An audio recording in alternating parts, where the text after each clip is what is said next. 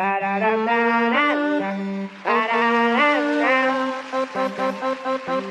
Sound Records.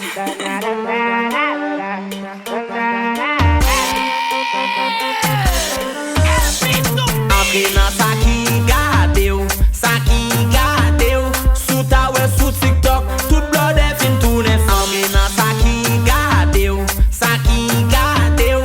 E sou ta we tout fam, yo gen foli si blode. Donc pa baka bala, depi se raboday, mwen tou met prezant pou mwen. Donc pa baka bala, non sa fe kwen se moun, dan pri met prezant pou mwen. Parti sa pou m fin de so, pa vin si moun yo kwen so. Le yo fin manjo yo fezel, wafon jem te balo. Kote m pase, pou ti blode ap dim yo mouto. Lem te kon palo pou bien, men se mi nou mare. Sak fe, depi ou to prese, gen chans ou jen jodi demen ki ka stresse. Tande pou pa tande, si yo mande pou papa yo. Pon ti boutei kola mado che dil pou m show. Men se zami gate ou, zami gate ou.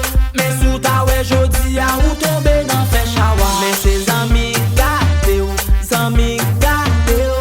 Men sou ta we jodi a ou lage nan fi men boy. Men se zami gate ou, zami gate ou. Men sou ta we jodi a besti a panek besti. Men se zami gate ou, zami gate ou. Sou ta we sou TikTok, tout blode fin tou le fam. Week-end rive, program koule.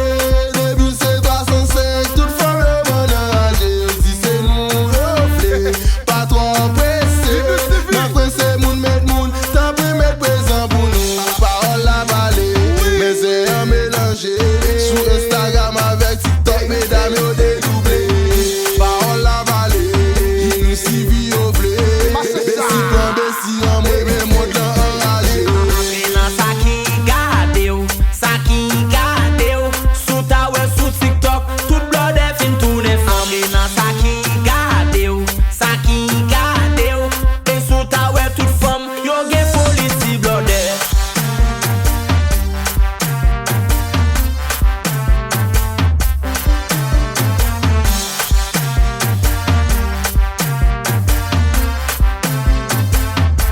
C'est pour LB tout. Pa baka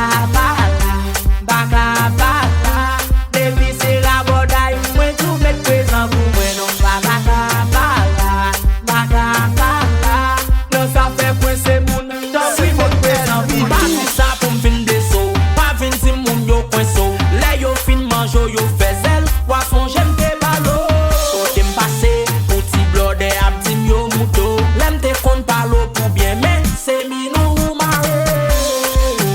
Sak fe, depi ou to presse, gen chans ou jen jodi demen ki ka stresse. Tande pou pa tande, si yo mande pou papa yo. Pon ti boutei kola mado che dil pou show. Men se zami gate ou, zami gate ou. Men sou ta we jodi a ou tombe nan fe shawa. Men se zami gate ou, zami gate ou. Men sou ta we jodi a ou lage nan fi men buzz. Dope Sound Records. Beats and Music Studio.